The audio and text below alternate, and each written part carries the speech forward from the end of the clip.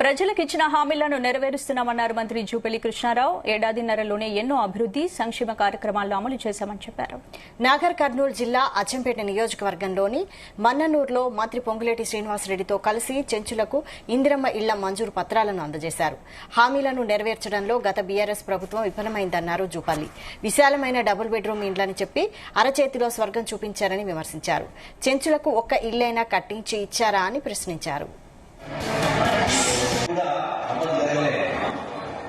ఇంకొకటి గ్యాస్ ఉంది. ఆనాడు అల్లుడు వస్తేనే పట్టుకోవాలి, బిడ్డ వస్తేనే ఉండాలి, కొద్దినేడ పదినేడ మేడ కట్టేయాలి. ఆ ఇంద్రపై పెట్టుకోలేక ఉన్నాయి. నేను డబుల్ బెడ్రూమ్లు కట్టిస్తా, హోటల్ కట్టిస్తా, హాల్ కట్టిస్తా, బాత్రూమ్ కట్టిస్తా అని చెప్పిందా చెప్పలేదా కేసీఆర్ అన్నాడు. చెప్పిందా చెప్పలేదు. మరి మీరు ఎవరికైనా ఒక్కరికైనా డబుల్ బెడ్రూమ్లు కట్టించిందా? కట్టిస్తే ఏమైనా చేయట్లేదు, కట్టియండి. అది కూడా ఎటువంటి పరిస్థితుల్లో ఈ తెలంగాణ రాష్ట్రం వచ్చిన 12 ఏళ్ళ కేసీఆర్ ముఖ్యమంత్రి అయిన తర్వాత రాష్ట్రాల్లో 8 లక్షల కోట్ల అప్పు చేసింది.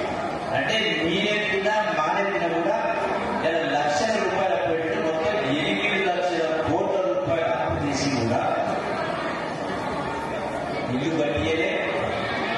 అట్లాగే నిరుద్యోగ యువకులకు 3,000 రూపాయలు అందిస్తారని అది ఇయ్యలే.